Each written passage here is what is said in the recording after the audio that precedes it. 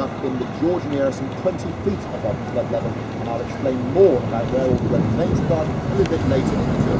But on your right hand side, lovely Georgian architecture. This is the work of John Wood Sr., virtually untouched. Do you remember we have two John Woods, North Parade buildings, North Parade House on the end, 1740 through to 1745, and a typical Georgian street on your right hand side.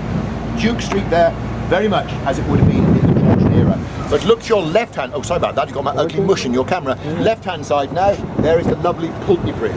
Opened in 1773, the simple idea is to allow the city to expand from behind us over onto the Pulteney Bathwick side of the river.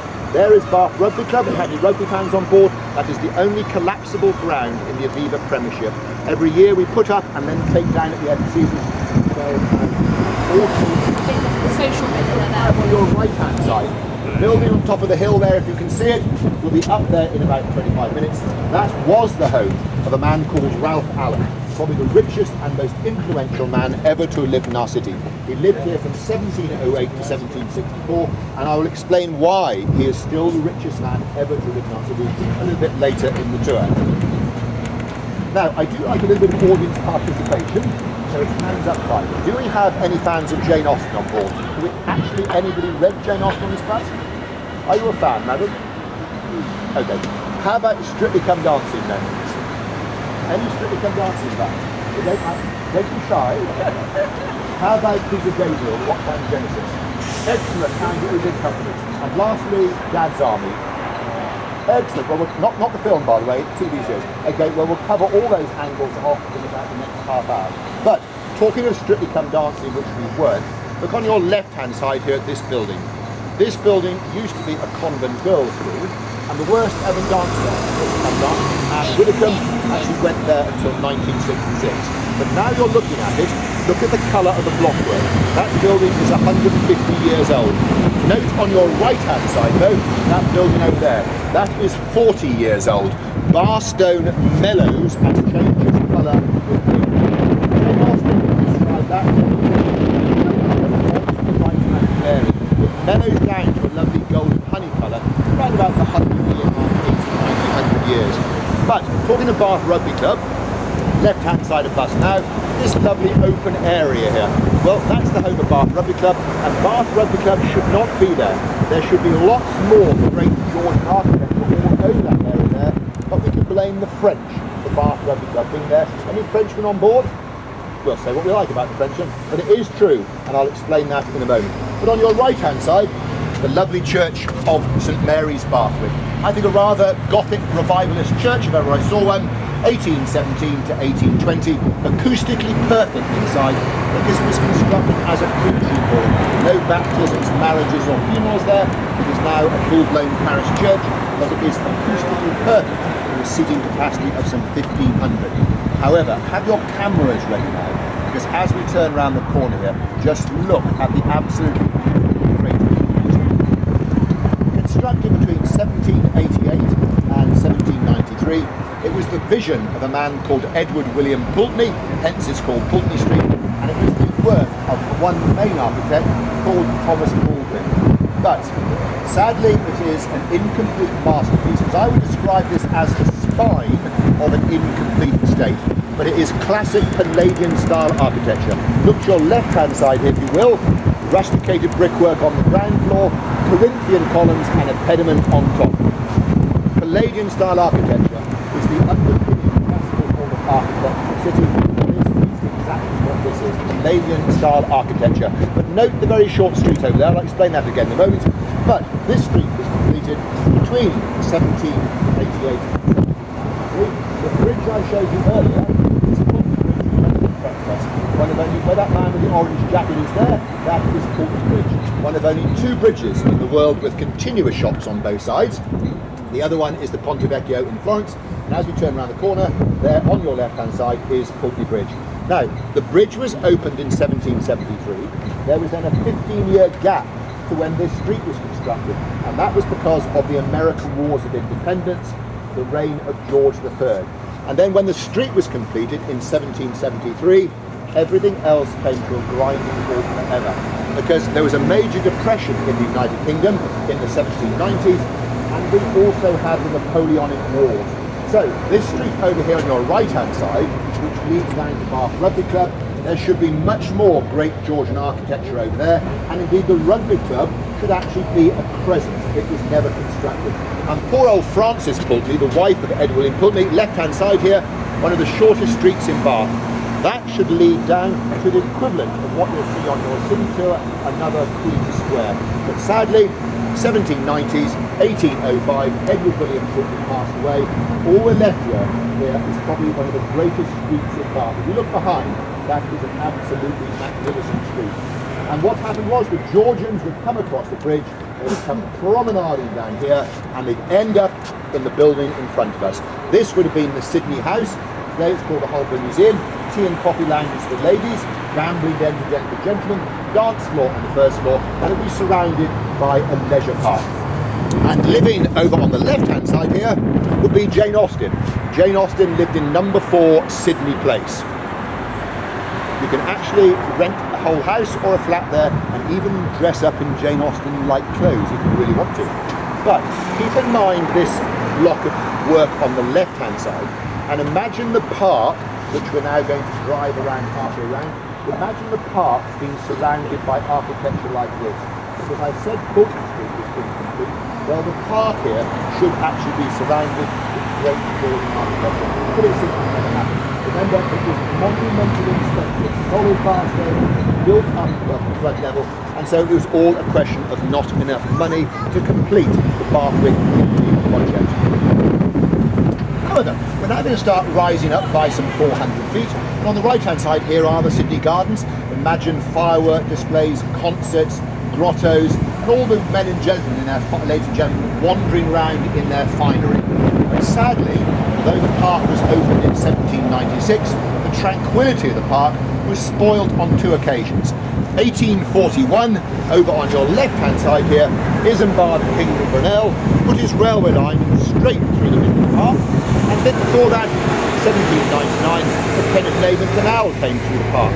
Now the canal wasn't a problem because the Georgians saw that as quite tranquil, but the railway line really was the end of the park forever.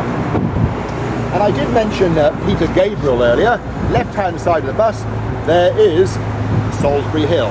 That flat top hill over there is Salisbury Hill. You may have heard of a piece of music called Salisbury Hill. Well, Peter Gabriel used to go walking his dogs up on top of that hill. He lived in a little village called Woolley, and allegedly, if you couldn't hear the lyrics, he saw eagles flying out into the night. I'm not quite sure what he was on, but we'll pass some of it round, because we certainly don't have any eagles around the city of Bath. But that inspired him to write that particular piece of music.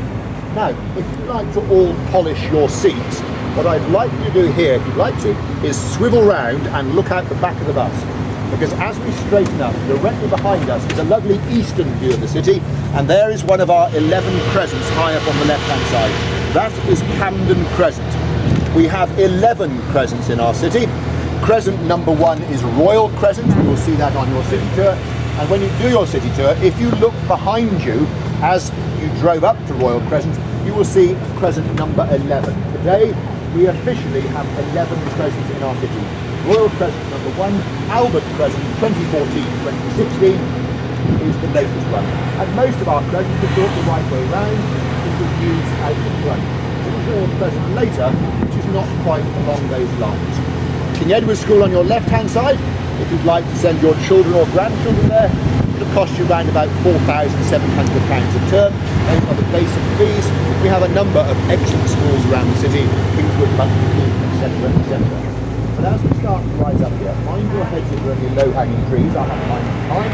But look over on your right-hand side if you'd like to, and just look, if you will, at the magnificent World Heritage Status city, which is the city of Bath.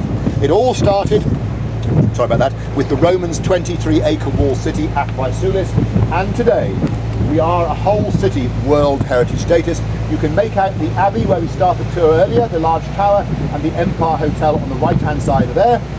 We are a population of 89,000 permanent residents, which is inflated by some 23,000 students. So the total population is around about 112,000, and we're in the county of Somerset. And it's this beautiful city which I've had the privilege to live in for some 49 years. when you do your city tour, or if you have done the city tour, if you want to judge how far you've driven round that expanse of architecture, if you look to the right now, about 1.5 miles back, there is a large red crane sticking up on the right hand side now by some new white buildings. That is where you turn left to come back into the city by Royal Victoria Park. So you have driven around, or you will drive around, most of the beautiful Georgian city of Bath, certainly when you've done your city tour. Remember, I did say earlier that golden era number 1 was the Roman era. The Romans came through this valley here, alongside the Avon, around about AD 43. They were building the Fossway from Exeter to Lincoln. They were looking for lead up on my right hand side, but they found hot water bubbling up in the valley below. Now, hot water bubbling up at 250,000 gallons a day is a real luxury to the cold legionnaires from Portugal, Spain, etc. Therefore, the Romans built the beautiful 23-acre walled city of Aquae. But sadly, they built it alongside the River Avon, which is flooded virtually every year until 1970. And although the Romans built the city between 1870, when the Romans left the UK, AD 410, 415, they had built temples, villas, shops, schools, possibly even an amphitheatre. But when the Romans left the UK, AD 410 to 415, all the Roman remains completely disappeared over the next 400 years. The Saxons and the Britons demolished those remains down to ground level, and then the River Avon put a thick layer of silt on top of all the Roman remains.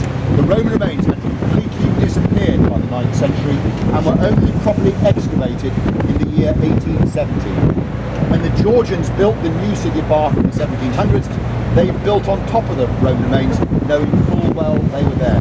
If you want to see Roman remains, we have the Roman vase, the Great Bath, which is 20 feet lower than the level of the front door of Park Abbey. And if you go and have a nice cup of tea and neatly cut sandwiches and a piece of cake in the pump room, traditionally English, you are 20 feet above the level of the tourists who are wandering around the beautiful temple of Julius Caesar. But the Roman era is undoubtedly our first golden era, followed, number 2, by the Georgian era. And talking of Georgian architecture, look to your right hand side now, if you like to, there is crescent number 10. That is the Royal Crescent. Constructed, completed in the year 2000, only 3 houses, but note the view. The view on that crescent is correctly out the front. If you'd like to buy a house there, the last house to be sold there sold about 3 years ago for £1.3 million. I can see you're gobsmacked by that. When you do your city tour, if you're driving around the circus, which you will do, have a look at number 29. That sold recently for £4.25 million. Number 1 Brock Street, which you can see, which is still on the market, is 3.75. Now, we've levelled out. We're on the top of Claverton Down now, and because we're a little bit different to Bath, we like to call our hills downs, and we have Claverton Down, Coombe Down, South Down, Lansdown, Charmy Down, Pease Down, name a few, Banner Down as well. But over on your left-hand side is the home of one of our 2 universities. Bath University, Claverton Down, is world famous in the fields of sports and sports science. Many Olympians, gold medal, silver, bronze from the 2012 Olympics, many different nationalities, trained at Bath University, and they're already well into their training, perhaps winding them up for the Rio Olympics in about 4 months' time. But although we have excellent swimming and running facilities, we are also quite famous in the field of bobsleigh. You don't need snow to practice bobsleigh, ladies and gentlemen, because over on the left-hand side, you can't actually see it, is the first 100 metres of a bobsleigh track, which is why I think we have some Canadians on board today. A young lady by the name of Amy Williams actually won the gold medal in the ladies downhill skeleton form in the Vancouver Olympics. Well, she is a Bathonian and trained over in amongst the trees there. And it wasn't a one-off, because in the Sochi Olympics, a young lady called Lizzie Arnold won the same gold medal. She is also a Bathonian, and do you know how they did it?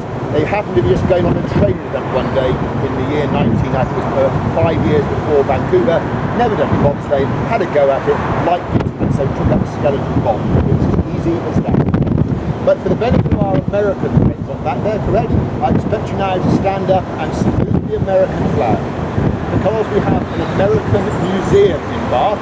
See, looking the other way now. No, don't stand up. Left-hand side, ladies and gentlemen, but on the side of Limpleystoke Valley is the American Museum of Folk and Decorative Art. The American flag was there an hour ago. There it is fluttering over there on the left hand. Oh, there is over there the American flag alongside the British flag. That is the American Museum of Folk and Decadence, opened by an American called Dallas way back in 1961. Gutted, house, built it in American museum, artifacts, the reason why we did it was we wanted to demonstrate to the British public that there was more to America than just fashion. Now, the Cochran Museum are and there is a world famous collection of American and British. Maybe you've never heard of it. Well, that's lovely, lovely view over the lovely Limpy Stoke Valley. If you go into the bottom of the valley, you would find the Kennet Bay, the Canal, the River Avon, and an extension of the Great Western Railway, all running along the bottom of that beautiful valley. And if you're interested in military history, look on the left-hand side here, a steep hill going down into the little village of Monkton Combe, which has become something of a magnet for people interested in British military history. Because one of the people buried down there was a gentleman by the name of Harry Patch. Harry Patch passed away in the year 2009. He reached the wonderful age of 100. He goes down in British military history as being the last British fighting soldier to pass away who fought in the dreadful trench warfare of World War I. Fought the Battle of Passchendaele in 1917, and he is a particularly famous, I think, Bardonian.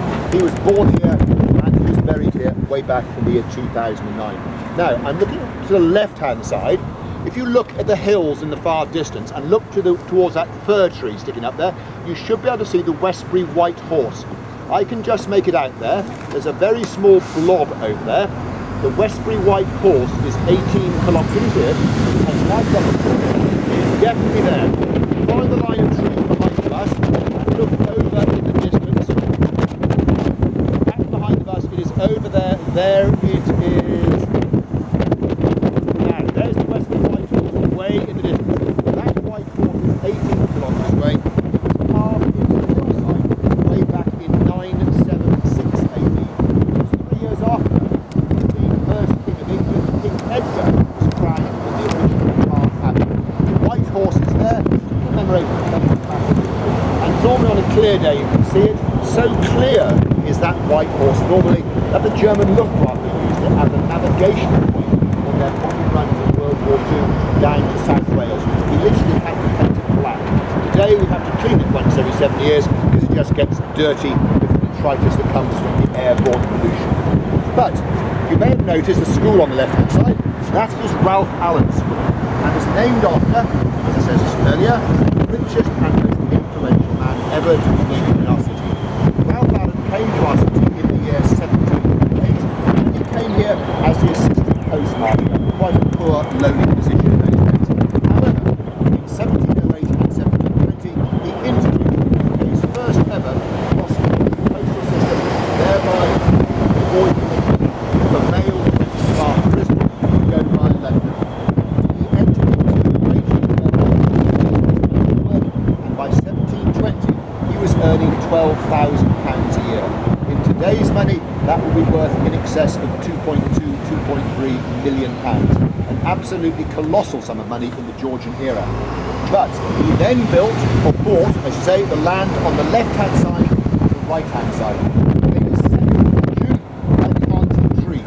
He provided the trees for the timber to be used in the expansion of Bath in the 1730s, 1740s, 1750s. That is the greatest stroke of genius to buy the land on the left-hand side and open the Combe Down mines underneath the left-hand side, and he was the man who provided 90 tons of stone in 1727.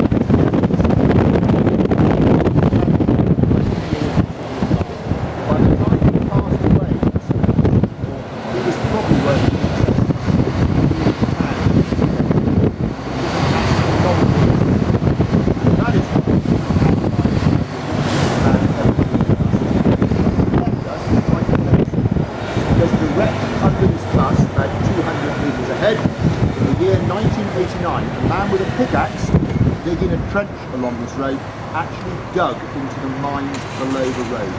In the Georgian era, they've been digging to this 5 kilometres out of the day, which is why in 1989 and in 2009, Bath Council spent some £40 million putting expanded blown air concrete into the mines to stop elements of Toondown village descending deep underground. The pub on your left hand side, I played skittles there in the 1970s. You could actually walk down into the mines virtue of a ladder in the back garden of that pub. Clearly some clever Georgian had the idea of building a pub there in order that the miners could come up to their mill runs. Miner heads there. So, behind us, Ralph Allen's mines. Now we have Ralph Allen's Drive, where the stone was taken down to the city. And on your right-hand side, ignore these newer buildings here. On your right-hand side coming up is the rear side of the western end of Ralph Allen's country house. This is Ralph Allen's country house here. It runs for a quarter of a mile around the side of the hill, and this is the rear of the western end. It is built in 3 sections. The central section supported by the western and eastern end, and it was constructed by, under the direction of John Wood Sr., who in my opinion is probably the greatest architect ever to live in our city. It was constructed between 1733 and 1751. Any National Trust members on board? If you are a National Trust member or have an association with the British National Trust, there are some lovely gardens in front of Prior Park College. It is now a co-ed school. The house is there and the gardens run down towards the city. And there is a world-famous Palladian-style footbridge in the bottom of the valley. I'm going to pop downstairs very quickly. When I come back up, I will tell you more about the building and why I would loosely describe it as the first ever UK barrack show home of its time. Can you all hear back there okay? Can you hear okay there? Yeah. Are you okay there? If you want to get up for a minute, we have turned the engines off so you can take a few photographs. Not of me, because I'm going downstairs.